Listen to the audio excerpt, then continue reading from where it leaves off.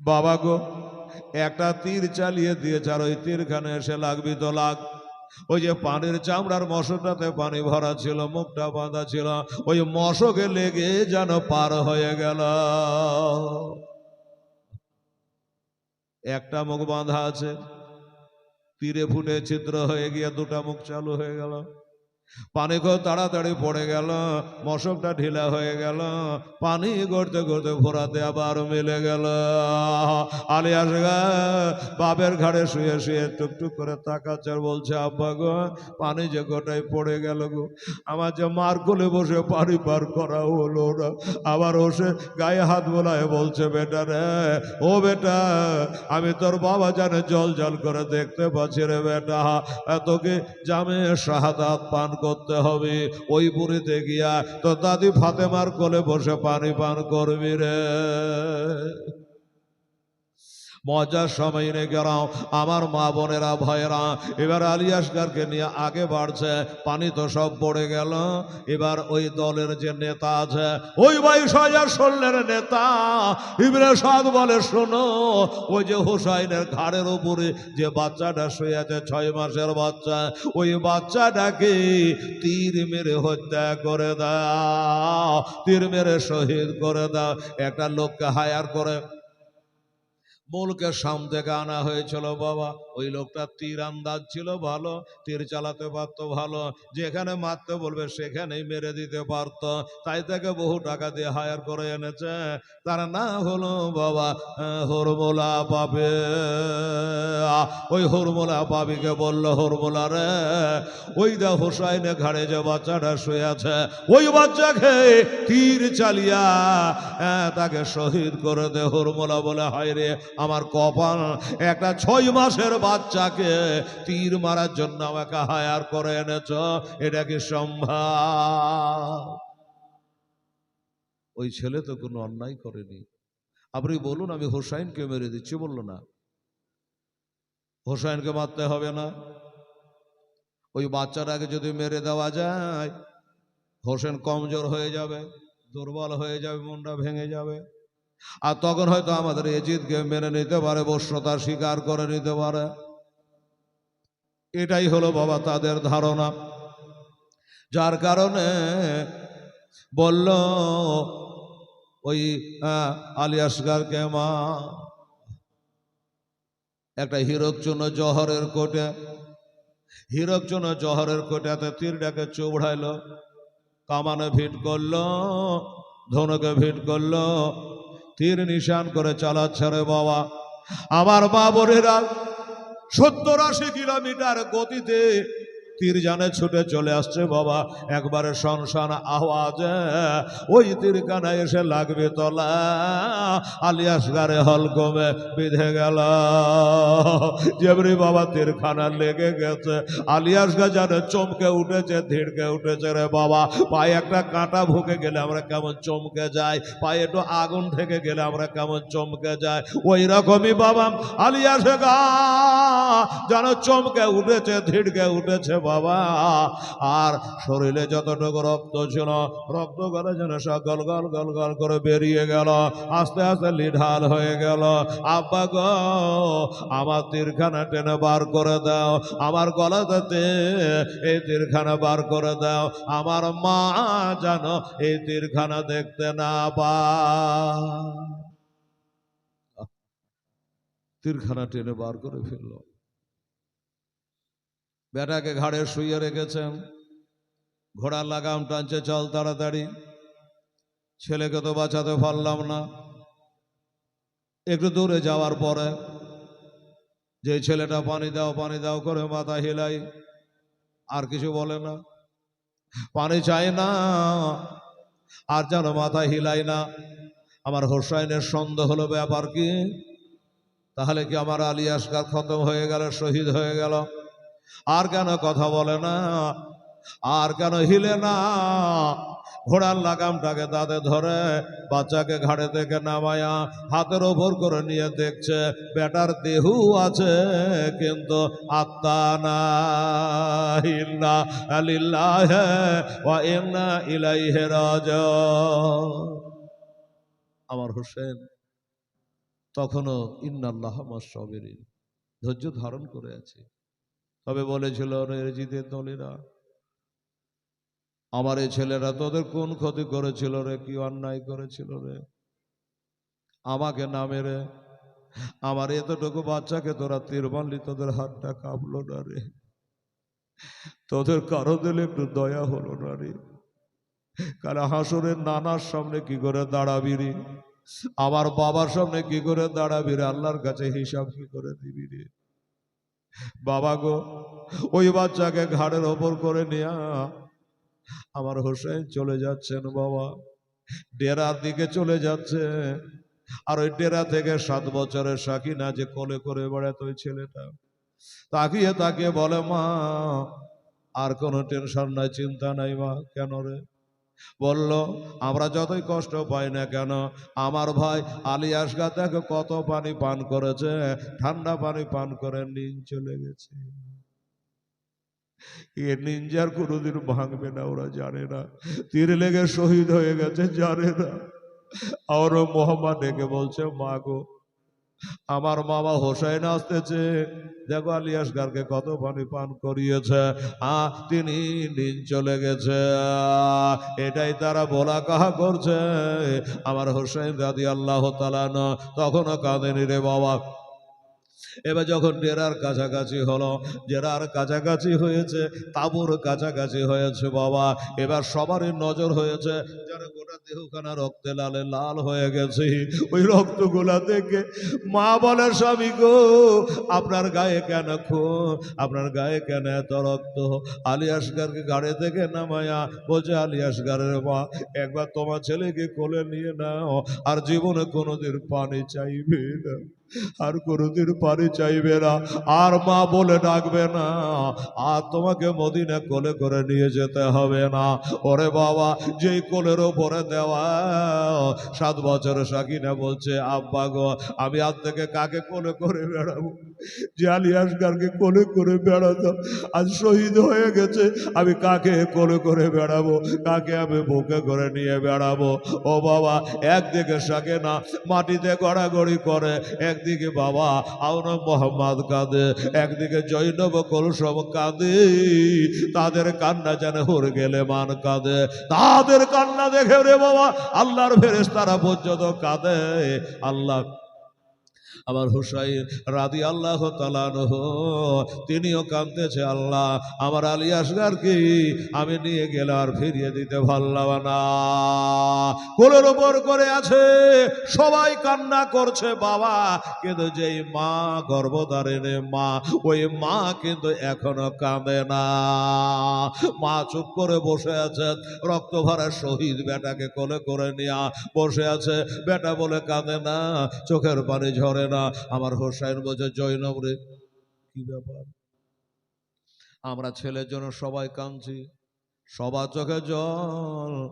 আর যেই মা 10 মাস পেটে রাখলো, সেই মা বাচ্চাকে কোলে করে নিয়ে বসে এটুও কাঁদে না, কথা বলে না। কি হয়েছে দেখ?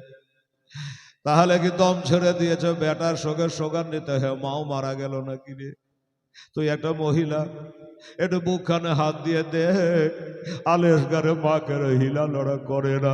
আমার আব্বা জানেরা, আমার মায়েরা বোনেরা জৈনব তাড়াতাড়ি করে এসে একটু বুকখানে হাত দিয়েছে, নাকে মুখে হাত দিয়েছে, দেখে বলছে, দাদা গো, আমার ভাবি সাহেবা দাঁতি লেগে গেছে, বেটার সঙ্গে সোগান নিতে হয়া দাঁতি লেগে গেছে, অজ্ঞান হয়ে গেছে। তাহলে কি করা যায় বলে? একটু পানি আনো, একটু পানি যদি দিতে পারো তবে তার জ্ঞানটা ফিরে যাবে। আমার হোসেন বলছে, এই পানি আনতে গিয়া আমার চাঁদের মতো বেটাকে আমি হারিয়ে দিলাম, আবার তুই পানির নাম নিলি, আমি পানি কোথায় পাবো?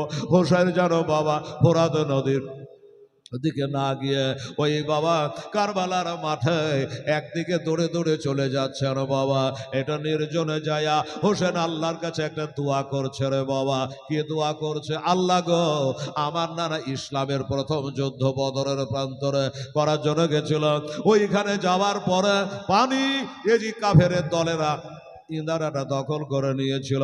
তখন আমার নানা আল্লাহর কাছে দোয়া করেছিল, আর ওই দোয়াতে তুমি পানি বর্ষণ করেছিলে, ওই পানি পান করেছিল, ওযু করেছিল, তাতে তারা জয়লাভ করেছিল বদরের প্রান্তরে। আল্লাহ, আমি তোমার সেই নবী মুস্তাফার নাতে, আমি যে মা ফতেমার বেটা, আমি যে শেরে খোদার বেটা, ও বাবারা ভাইরা, এবার বলে আল্লাহ, আমি যদি সত্যি তোমার নবীর নাতি হয়, একটু পানি তুমি আসমান থেকে দাও গো আল্লাহ। আমার বিবির জ্ঞানটা ফিরে না, আমার বিবি দাদি ছোটে না, একটু পানি দাও। আকাশ থেকে যেন একটা গায়েবানা আওয়াজ হয়ে গেল। কি আওয়াজ হলো?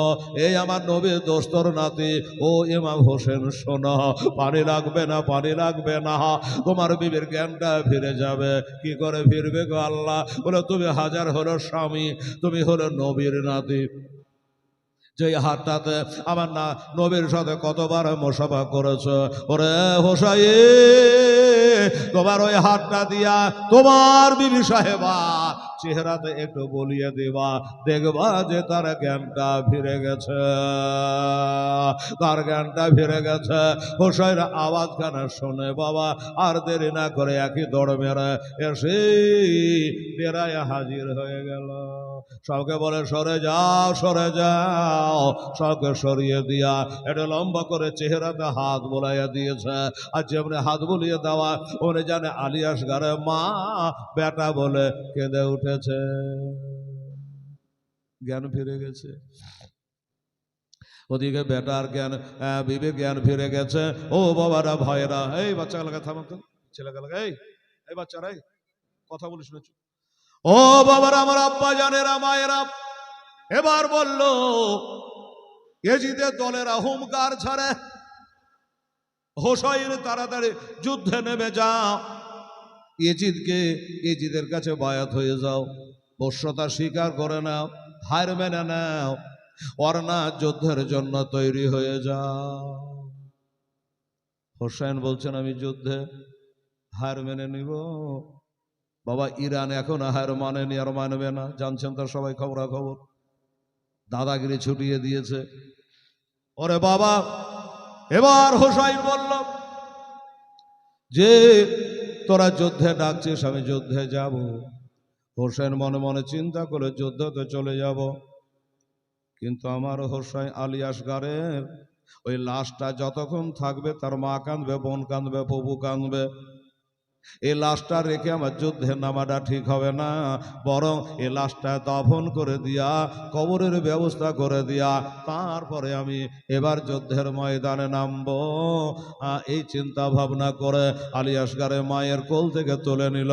ও আলিয়াসগারে মা, একবার দাও, আমি যা ওই কারবালার জমিনে দাফন করে দিই, আমার পরে কেউ থাকবে না, কেটা দাফন করবে নাকি জানি না, দাও দাও, নিজের হাতে আমার আলিয়াসগারকে কবরস্থ করে দিই, দাফন করে দিই, আর দাফন করে দিয়ে আমি তারপরে যুদ্ধের ময়দানে যাব। বাবা কাল বলেছিল, মনে আছে কিনা আপনাদের জানি না, আল্লাহর পথে যারা শহীদ হয়ে যায় তারাকে গোসল দেওয়া হয় না, তারাকে নতুন কাফন দেওয়া হয় না, ওই রক্ত ভরা শরীরে তারাকে জানাজা করে দাফন করে দেওয়া হয়।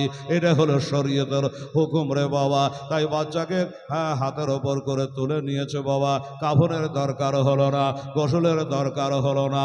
এবার তুলে নিয়া যেমনি তুলে নিয়েছে, একটা কথা বলি বাবা, লাশ যখন তুলে নেওয়া হয়, যতজন ওইখানে ছিল সবাই যেন একবার দাঁড়িয়ে গেল রে বাবা, সবাই দাঁড়িয়ে গেল। কি জন্য? এই জন্য যখন লাশ দাঁড়িয়ে যায় তখন আর বসে থাকতে হয় না, দাঁড়িয়ে যেতে হয়। ও মুসলমানেরা, ওইখানে মা বহিনেরা ভাইরা যারা ছিল সবাই একবার ইস্তেকবাল করলো, সবাই দাঁড়িয়ে গেল। আলিয়াসগারকে হাতের ওপর করে নিয়া এবার যাচ্ছে কারবালার জমিনে বাবা তাকে কবর দেওয়ার জন্য। সুবহানাল্লাহ। কবর দেওয়ার জন্য যেন নিয়ে যাচ্ছে, সবাই যেন একবার ঝাঁক মেলে কাঁদতে লাগলো। আমি জানি বাবা, বুঝিয়ে বলি বাবা, বাড়িতে একটা কেউ মারা গেলে দেখেন বাবা সবাই কাঁদে। যখন গোসল দেওয়ার জন্য একটা কাপড় টাঙিয়ে দিয়ে গোসল দেওয়া হয় তখন কান্না বন্ধ হয়ে যায়। তারপরে যখন কাফন পরায়া বাবারে বাড়ি থেকে বার হয়ে চলে যায় তখন মা বোনেরা, বেটিরা, বিবিরা সবাই তখন একবার কান্না করে। কি জন্য কাঁদে জানে? তারা কাঁদে এই কারণে যে এই যে বাড়ি হানে বেরিয়ে গেল, এই বাড়ি আর কোনোদিন আসবে না, এই বাড়ি আর কোনোদিন ফিরবে না। এই মনে করে বাবা সবাই একবার কান্না করে। ও মুসলমানেরা, ওইভাবে সবাই কান্নায় ভেঙে পড়েছে। আমার আলী আসগারকে হাতের ওপর করে নিয়ে চলে গেল কারবালার প্রান্তরে। বাবা একটা ছোট্ট করে কবর বানানো হলো, কবর বানানো হলো। ওই কবরে আমার হুসাইন আলী আসগারকে নামিয়ে দিয়েছে বাবা। কবরে কাজ সমাপ্ত করে দিয়া এবার কবরে আমরা কে জানি আপনার দেশে করে কিনা জানি না, বাবারা নবীজি করেছে। কবরে কাজ সমাপ্ত করে দিয়ে একটু এক লোটা পানি, আশাহাদু আল্লাহ ইলাহা ইল্লাল্লাহ ওয়া আশহাদু আন্না মুহাম্মাদান আবদুহু রাসূলুহু পরে তিনবার একটু পানি ছিটিয়ে দেয় আপনাদের দেশে কবরে দেয়? দিন চলে গেছেন নাকি আপনারা?